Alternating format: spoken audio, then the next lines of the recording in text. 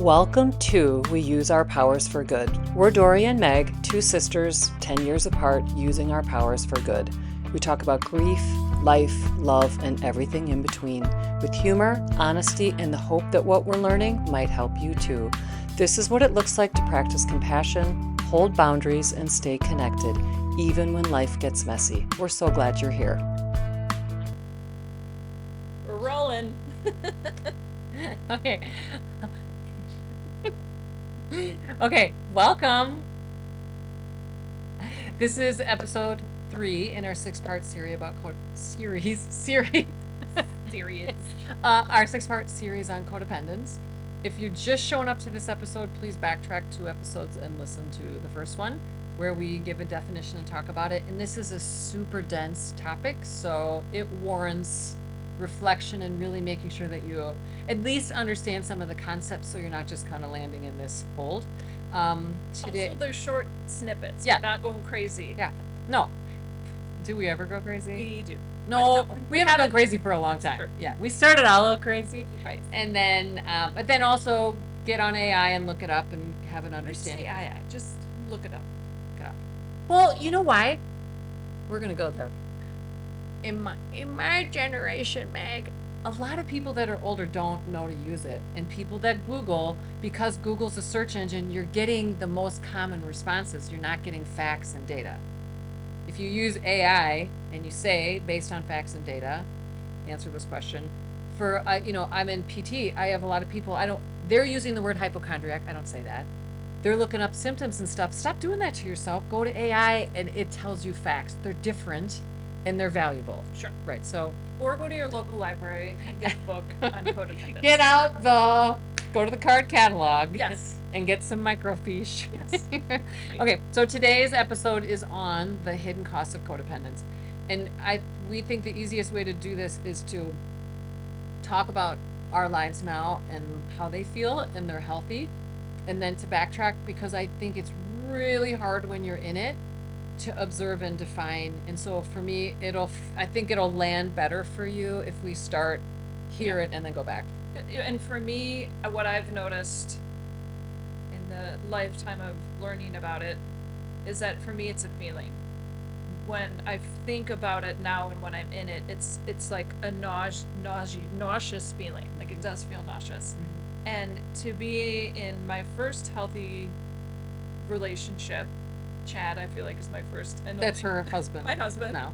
Well, we've grown and changed, but we didn't start off healthy. Let's be honest. Sure. Whereas this relationship has been healthy from the get-go because he couldn't function in my dysfunction at all. So it really allowed me space to look at it. And it's truly feeling grounded and safe, I think, is the biggest component of, for me, looking at codependency. Because you're like stirred up and you're vibrating in this space, I'll do anything they want so that I can feel this good juju that they're giving me that's dependent on them. I don't know who I am without that. And to be clear, all of this doesn't land in a place of truly feeling settled. It simply answers the piece of, because we're cycling, you've done your piece, I've done my piece. Check. Yeah. It doesn't mean after I've then done the thing and he's done the thing that I feel settled and peaceful and grounded. No, that's like the hormonal, like the addiction component of it. Correct. But like it's just like chasing the dragon. Right. This constant cycle. Right. Wednesday Adam. Mm. The Hide. Yeah, so if you haven't watched it on Netflix, is good. It's good. Wednesday, which is from the Addams Family, right? But it's a little series on the character Wednesday, the daughter. And there's a character in the movie, it's called Hyde, and essentially there's a master who activates this animal, this monster in a person. Well, it's like the Jekyll Hyde. Right, but it plays out this like control and then this person who does their bidding. And then in the most recent part, which is the second year, the Hyde, or the one that's being controlled, they've lost their connection. The master's trying to control the Hyde, and the Hyde fucking goes crazy. And we don't want to give it away. But it's the perfect example of like a great visual to watch and go, oh my gosh, you can see, like, because the Hyde goes bananas, that is what it feels like inside that you're caging and trying to keep under Yeah. control to manage someone else's stuff, right? Right. Right, but it's watch it.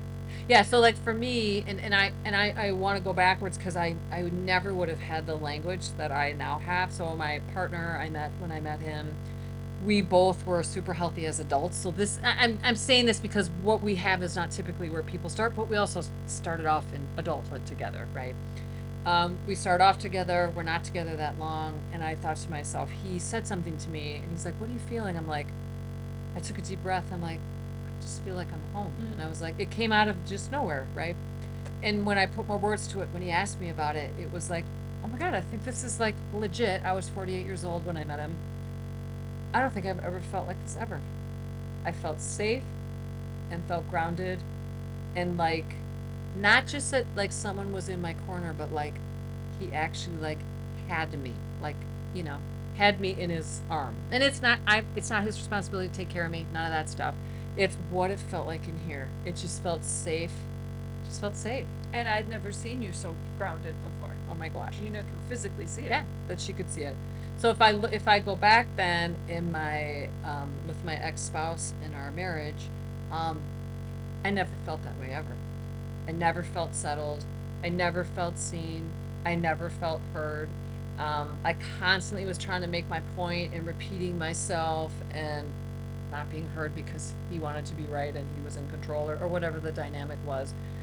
But when I moved deep in myself, what I often felt was unsettled. I certainly could calm that with exercise. I could calm that with meditation and going to yoga. But my core vibration was unsettled. And that was super familiar. And I think that's an important thing to mention here is it's not always about what's healthier. It would be way healthier that we all felt safe. It's more about for many of us that grew up in a codependent home or a dysfunctional home, that's familiar. And so we go pick a spouse or go find people in our lives that recreate these dynamics. And we're willing to do that because they feel familiar. So I'm saying that because it's not good or bad. It's like, oh gosh, I hear what you're saying. This actually doesn't feel good. And it's super familiar to me. But I'm also bringing that up because, oh my gosh, it is going to be possibly challenging for you to stop doing this because it is so familiar. And that other person is going to continue to draw you in like a moth to a flame. And I just had this awareness as you were talking. We've talked about all the time when we were little. Why were you and I so high functioning?